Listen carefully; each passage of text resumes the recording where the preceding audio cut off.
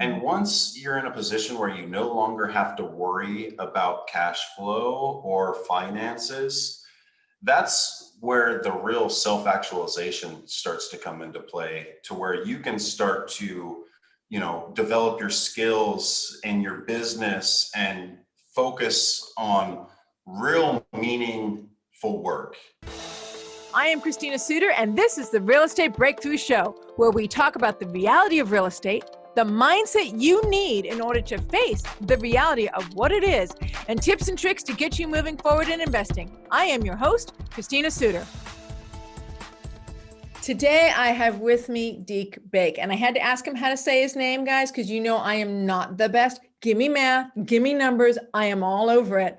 But when it comes to names, that is not my strongest forte. And I'm super excited because he's with Fair Trade. And I actually am not that familiar with Fair Trade. So I am going to be learning something new just along here with you guys. So I have got his bio here. For those of you who are watching this on Roku TV or YouTube, you can see here, I've got his bio. So his actual name is Donald, but obviously he must have a really cool reason as to why his nickname is Dek.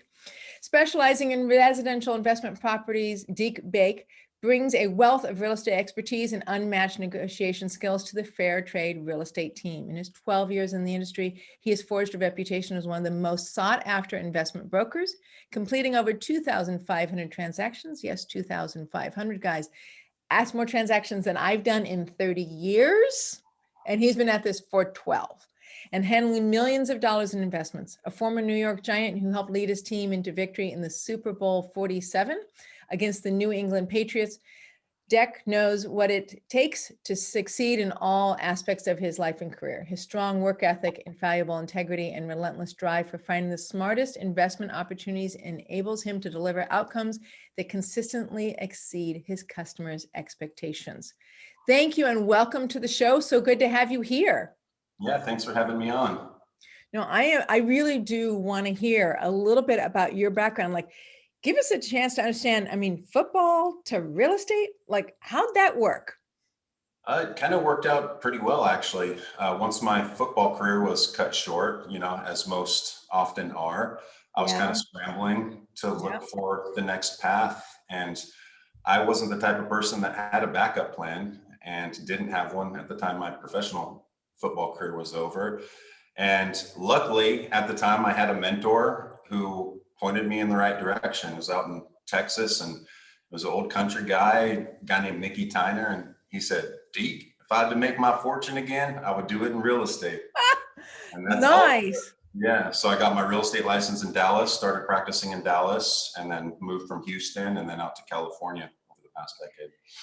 So you just had a mentor who just kind of picked you up and said, hey, let's give you a sense of direction. So, but did it fit for you? You can have an awesome mentor, and it sounds like he was, that he just, literally picked you up and said, all right, brushed you off and pushed you forward. But did it work? It worked. Yeah, absolutely. Real estate was perfect. Being an ex-athlete, being competitive and driven, real estate allowed me to thrive and with really no limitations on my success. That is one of the advantages in real estate. As we talked about before we turned on the recorder, like the Real Estate Breakthrough Show, part of the purpose is to show that real estate can truly be used to your advantage to break through to your financial freedom, or just break through to having control over your time. For some people, the one I found the most interesting was when they said they want to use real estate to break through to having control over their integrity. The sense of that the actions they do every day are integrous to them and their values. And I just thought that was fascinating to me, because to me, it's all about time. I want to be able to pick up my kid from school. Very selfish. I'm a mama, very basic, right? I want to pick up my kid from school and I want her to know I'm there for her. And that's my freedom for real estate. And we'll get into your freedom for real estate. We'll stay with your background for now. So you went into real estate. Oh, please, you were going to say something. Started doing wholesale real estate in Dallas, was there for a couple of years, became a top producing agent, then expanded with the company I was with down to Houston, and then did the same thing, was there for a couple of years, top producing agent, and then finally mustered up the courage to tackle the California market, and then came out to California, and it's been awesome ever since. I'm never going to leave. So California real estate is distinctly different from Texas real estate. like we touched on just for a minute, it's distinctly different. Why don't you educate us a little bit on what you've noticed? Because you're an expert in both markets. You've participated extensively in both markets as an acquisitions expert. So tell me about what you truly noticed and maybe what people need to understand, whether they're investing in California from Texas or whether they're investing in Texas from California, which I see a lot. Yeah, I'm not going to be able to provide much advice about remote investing. That seems really, really challenging. I know some people can do it really, really well. That's fine. The obvious difference is the price points. It's so expensive out here. The investors are generally going to be more sophisticated, a lot higher net worth, and not everybody can afford to do $1 million flip, right? And that's just the reality of it. Mm-hmm. Texas is awesome because anybody can afford to become a real estate investor. The price point is to where you could meet someone at Starbucks and they could figure out a way to get into a hard money loan and afford a house. That's not necessarily the same in California. So that was a big adjustment for me. But there's a ton of different, it's night and day. Night and day. What else would you say is that I have some reference for it because I've invested in Texas as well as in California. But when you come at it from an acquisition side, what are some of the things that you keep in mind? Because again, as an expert in the field, you're acquiring these properties and then moving them on. Like, what are some of the things that you have to keep in mind? As far as in California market, what were the adjustments maybe that we made? Yeah, let's go for that. Right off the bat, it was much more challenging to comp out a house and determine an accurate ARV.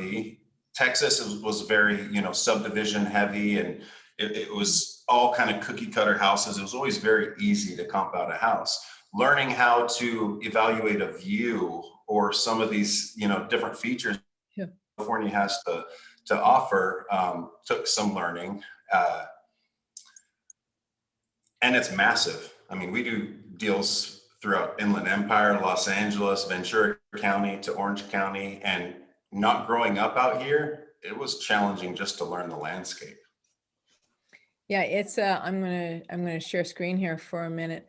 It's amazing to me because basically you guys cover almost all Southern California markets, right? Los Angeles County, Orange County, Ventura, Riverside, San Bernardino, San Diego.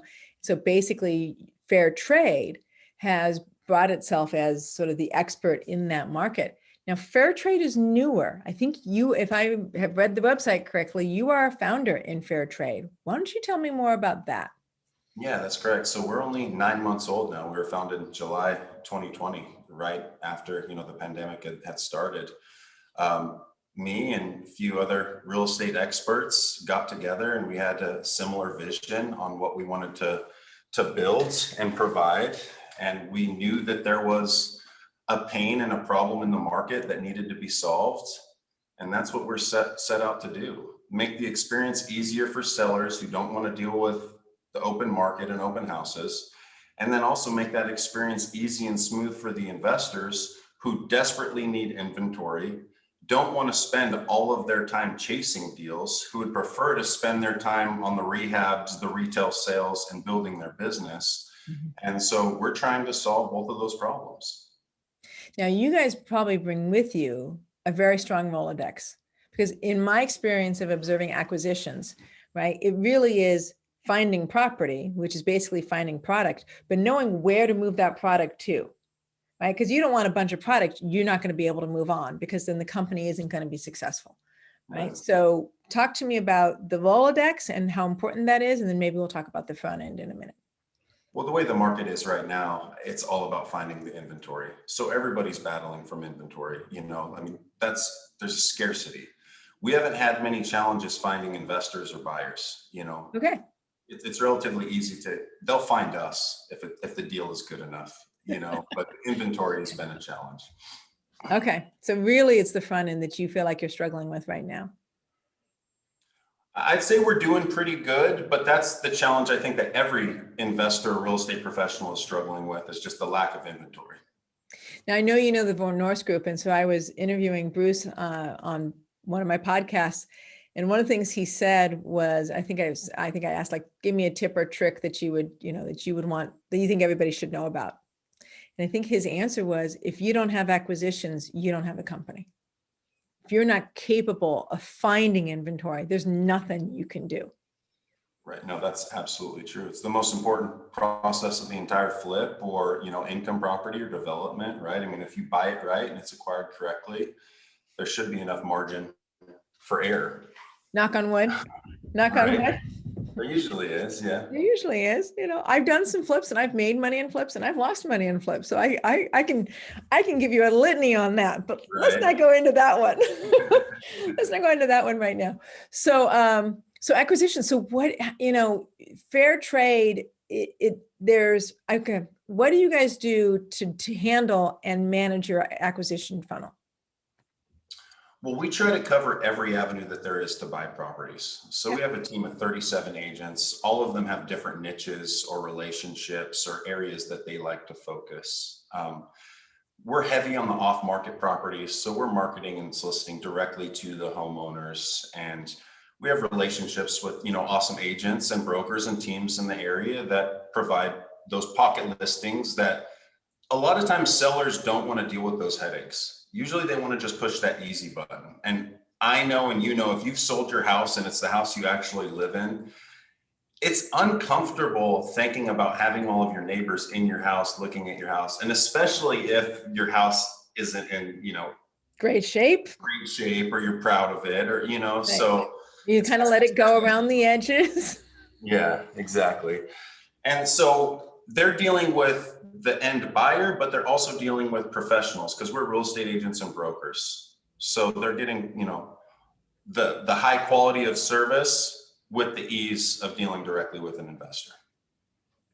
Now, I think that, some really good examples are things like, hoarders. I have, people who their parents were a hoarder, they've passed away, and now they need to sell their parents' hoarding house. And, I've actually been involved with one of those where it's like, hey, you know what? Let me help you. Leave everything where it is and you can walk away. It's like, oh, that's valuable. Like, that's literally valuable to be able to say, you don't have to sort through everything. You can go through the house, take what you want. I'm not attached to any of it. Leave what you don't want. And I brought dumpster after dumpster to empty the house out. Yeah. Right? And found some cool stuff along the way, right? Kind of the fun stuff about we've dealt with, many hoarder houses, the pet houses, we've dealt with it all. And a lot of those situations are sad because a lot of times it is an inheritance and someone is left to have to clean that up. And it's a tough time for those folks. Yeah, it is. I guess I'm just trying to talk about, there are a lot of reasons why people want to have a sale quickly or want to have a sale in simply. There's another house that I bought through an acquisitions expert, where it was an older gentleman, and he didn't want, he was 90 something, and he didn't want lots of people walking through his house, and he didn't know how to manage the move. And I said, look, let me help you get a moving company. They'll come in, they'll pack everything up. You don't have to, he's 90 years old. He doesn't want to pack up his dishes. He's a little worried he might fall down or literally, given the condition he was in, either fall down or run out of air because he had asthma in packing his dishes. So he actually needed help on how to get out of his house, right? And it's the hope is that you can actually help people out of distressed situations, and you get compensated for that by being able to have the house at a lower price, but you make it better.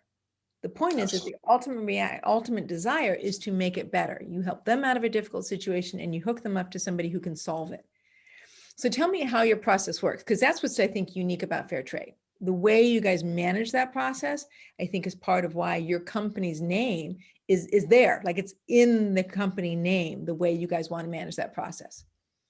As far as just a fair trade and fair experience for everybody involved. So that's the sellers, that's the buyers, that's the agents that work for us. That's a principle that we stand by, and it's very important to us. So we want to change the reputation, the negative reputation that wholesale real estate and realtors kind of have in the market, because it doesn't have to be ugly and predatory and it doesn't have to be that way. There are people like us, people like you. There are a lot of really, really good, sophisticated, professional investors and companies out there. And I want to change that reputation. It's important to me. And that's through one client at a time, fair dealings, happy customers. That's the way one at a time is the only way to do it. I love the mindset. I really do. I am pleased with where I see real estate going as a field, right? Over time, and maybe it's just because I do self-select some of the people that I work with and who I even interview and people I invite to my, to my meetings and stuff, not members, but people to come speak at my meetings. I think that it's important that I don't know if whatever you want to call it, you can use integrity, you can use authenticity, transparency, pick your word, humanness, right, is just as much a part of real estate. And I'm glad I'm seeing it grow and grow, where something like fair trade both exists as a concept, but can be embraced and understood. Like, yeah, that's right. That's how we do real estate, right? Yeah. We do it as a fair trade between two people because that's what it is, right? This one person is leaving a hard situation and another person can help solve that hard situation. And there is a value to that for both parties. Absolutely. How long do you guys generally hold on to a piece of real estate before you're able to move it from a seller? Because it looks like you guys actually sell it, right? You guys are actually the people in the process of selling it, but I suspect you don't hold your inventory very long. So I'm kind of curious. We want to hold it as short as right, possible. Exactly. I'm gonna lift the skirts for a minute and say, hey, describe to me a little bit about the company itself. It depends. It's a situation by situation. Best case scenario, we can flip it and resell it same day or next day. Right. Usually it's a few days depending on where it's at and if the county does special recording or not. But okay. Yeah, as short as possible. We're a high volume based company. So we closed 34 deals last month. We were in the 30s the month before. So we're just trying to do as many units as we can at this stage. That's lovely. And so what's the longest you've ever generally have to hold on to a deal? Like general and then maybe the longest? At Fair Trade, it's probably been a couple of weeks or so. We have a project that we're going to be bringing to market, kind of a hotel deal, which we're going to hold for a month or so. It kind of varies. Okay, cool. What was the next question I was going to ask? I've just lost it. All right. Well, let me ask you a different question then. So I think one of the things is that you bring so much experience to this. But part of that is because you're also a real estate investor. So tell us a little bit about how you chose to get started in real estate investing yourself. Well, back when I was kind of trying to figure out what it was I was going to do after my football career was over. Yep. I got my real estate license, and that was step one. Then after that, I was like, what kind of real estate do I want to do? And that's where I went and interviewed with commercial brokerages, with property management companies, with traditional retail brokerages, and nothing really felt right. I didn't feel a connection. And at that time I decided maybe I'm just going to start flipping some houses. Maybe I actually almost got tricked into one of those seminars at the time, investor seminars, spend 30 grand for whatever the case may be. Luckily, I didn't spend the 30 grand and I bought a deal instead, but it did spark a little bit of a light. Oh, there's this type of real estate, residential investment real estate that I wasn't too sure about. And that's how I got started in that space in Texas. So how many flips did you do? My first year? Yeah, or total? 8 maybe. Yeah. That's still a lot. That's still, just, 8 is enough to go, do I want to keep doing this or do I not want to keep doing this? And I've had some successes, maybe even had a loss in there, but it's enough where you kind of cut your teeth on it. Yeah, well, that's kind of where then we transitioned into more of the wholesale model. And this was 2008. So there was a ton of inventory, ton of REOs. There weren't very many comps. We were having to sell almost specifically to landlords, Sure. Because the appraisals weren't coming back. Lenders weren't really lending at the time. So that's when we kind of transitioned into the wholesale and I started to really get the massive experience. Okay. And that was still in Texas, I assume. Yeah. Yeah, at the time. And so why did you transition out to, so, okay, well, I was talking about your portfolio. So why did you transition out to California? But actually, let's stay with, so your portfolio. So you were a flipper, but you were developing your whole portfolio. So when did you decide to start keeping them for yourself? That was recent. I sold everything when I moved to California. I think I bought my first income property. It was a duplex in Hawthorne. Still have that one, been hanging on to that one. Rental property up north, and then, some fix and flips along the way as well. Okay. And so why choose to keep a property? If you're getting a good enough paycheck from, I mean, 30 properties, 20 properties a month to be able to move through as an acquisitions house is a pretty good number, right? If you're getting paid off of that level of acquisitions, why hold a property? I mean, I have my reasons, but I want to hear yours. Yeah. Well, I mean, it's different, the quick cash versus the passive income. And, the mailbox money is what we all want, and you're not going to be able to get that if you're chasing a new deal every single day. You're going to get that through income properties. And so I know that, we all have those deals. Like, if I only would have kept that deal, right? We all have so many of those deals. I have an apartment unit. I have an apartment in my mind, an apartment building in my mind. If I just kept that apartment, that would have made sense. Right. Yeah. So. Absolutely. So you decided to start keeping them because you want. So what's your long-term vision then? Where, like, you're going to keep the real estate. What are you building? Like, what's the vision in your head? Oh, the vision for fair trade or for me? For you as an investor. And then let's do fair trade as well. Okay. Well, I want to be able to have, passive income coming in that's going to be able to cover my lifestyle and my overhead the way that I want to. So once I meet that milestone, maybe I'll stop, buying income properties, but that's really the goal. Okay. And what about fair trade? What's the vision for fair trade? Fair trade is to grow and scale throughout all of California. We have 4 offices now in Southern California. LA is big enough for, probably 25 offices. We're still not a fraction of the market share, so we want to grow throughout the entire state and do this in every major market. And since you've seen 2 markets, you understand that that's capable of being able to be in every single market. I mean, I do advise people in multiple different markets as purchasers, or I generally don't work with flippers as an advisor or a mentor. I generally work with more landlords, investors, passive investors, because that's kind of what I've been doing for a long time. So that's what I sort of mentor on.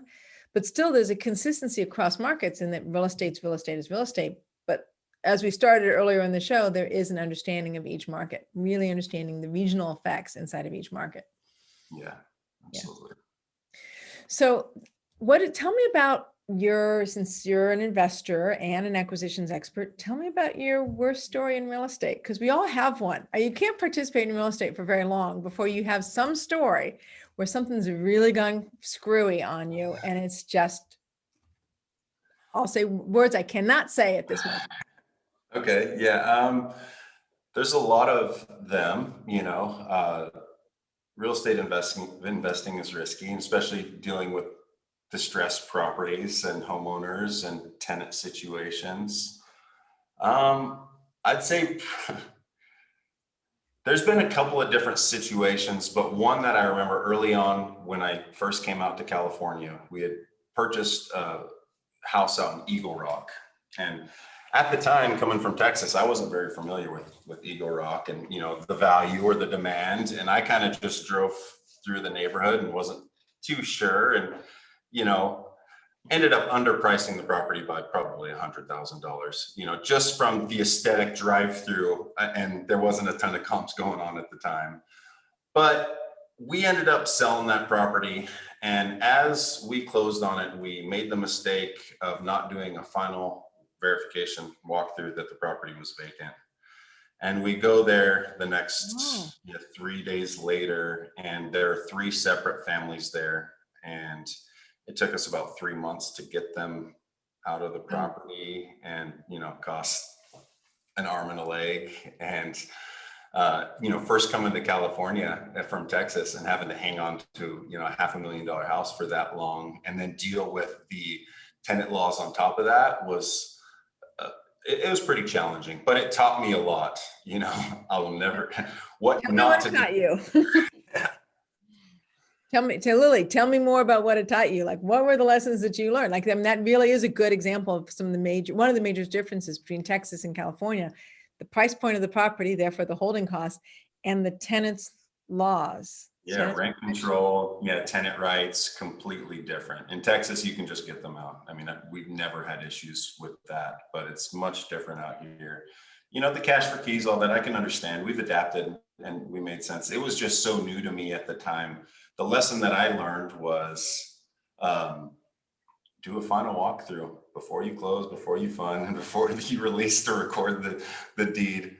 Make sure if that property is supposed to be delivered vacant, make sure it's vacant, because there's a lot of tenants out there that know how to work the system and squat.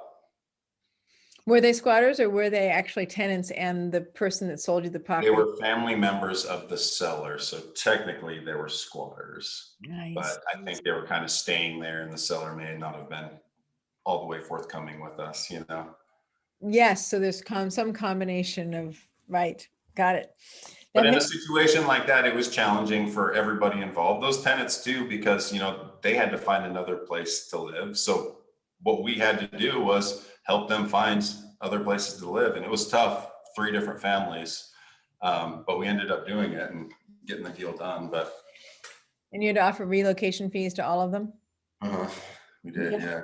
Yeah. That's another one of those deals. I wish I would have hung on to that one, because I think we sold it for $350,000, $400,000, something at the time, Right, and it's probably actually worth, I don't know, 800.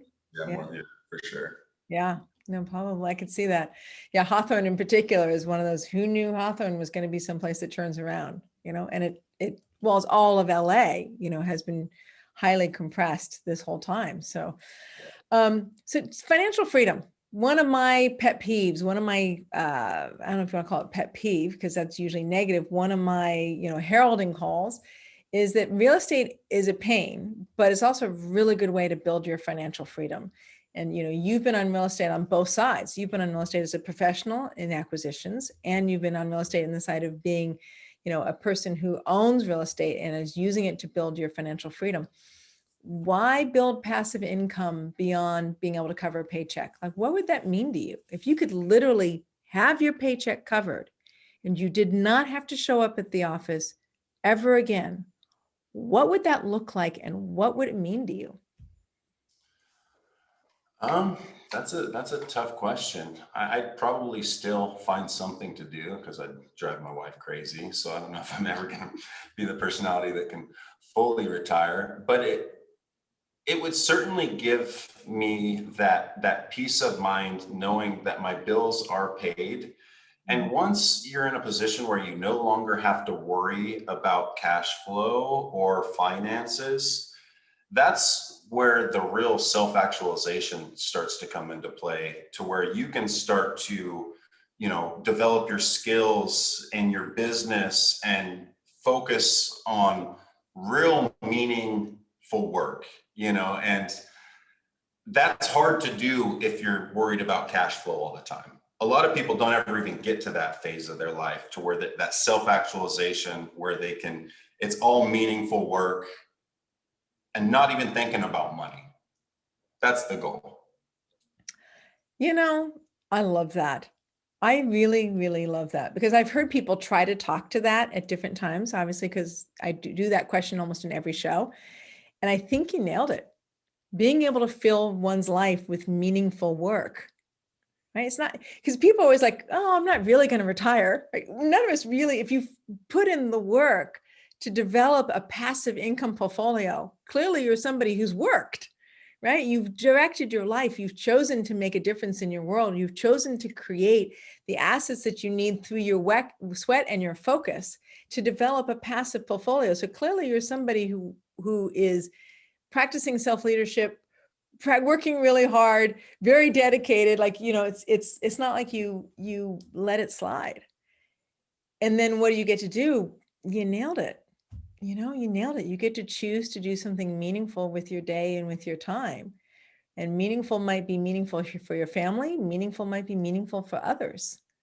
But and once you're able to get that lens on, and like I said, a lot of people are never able to get to that point. But from a business or just personal, once you're able to get to that point, you look at everything much different. And that's where we are with fair trade, and it feels really, really good because we don't have to worry about that next deal or cash flow, or we're building something that's going to be here for a long time, and that's going to disrupt the market. And yeah, we're excited. I'm sure you can tell my passion. I'm pretty passionate about what I do.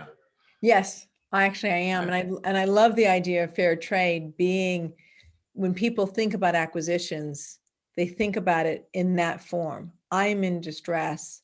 I need help.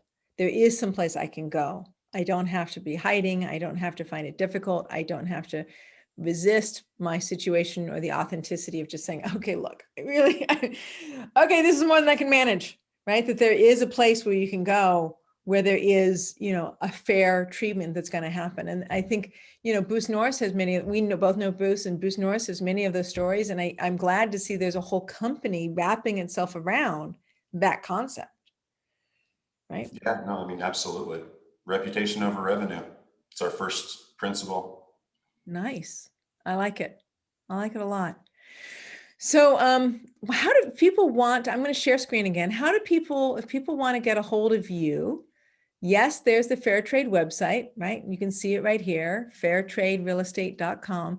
But how can they get a hold of you? And how do they, if they got a house they want to sell, or they are an investor? Yeah, so if they have a house that they want to sell, they can just fill out the form there and we'll get in touch with them. One of our local acquisition agents will reach out to them directly. If you go to the About Us page, there's my contact information on there, and that's my cell phone and my email. So it's not very hard to get a hold of me. Beautiful. And so it's the 714 number. So 714-599-8669. Is that that's the Fair Trade number? That's the office number, but yeah, if they call that, they'll be able to get through to me as well. Okay, cool. And then right here is your mobile number right on the screen. Click on that link, you can just contact me directly from there as well. All right, 714-604-6959. I should have warned you, I am going to read out your contact information. I apologize. Right. But it is on your website. So I guess you're perfectly fine with people calling you directly and saying, hey, this is what I'm up to. Yeah, no, absolutely. That's my cell phone. So feel free to use it. That's perfect. Thank you so much for this time. I so appreciate the authenticity, the transparency, right? The willingness to share tough stories, and the willingness to say, hey, it's really worth the time of using real estate to be able to create a meaningful life, something meaningful with your time. Yeah, well, thank you for having me on. You're doing a great job. You're providing a lot of education and information for investors and people in this space. So keep up the great work. Trying. We put it on YouTube. We put it on Roku TV, all relatively free formats. Podcast is free.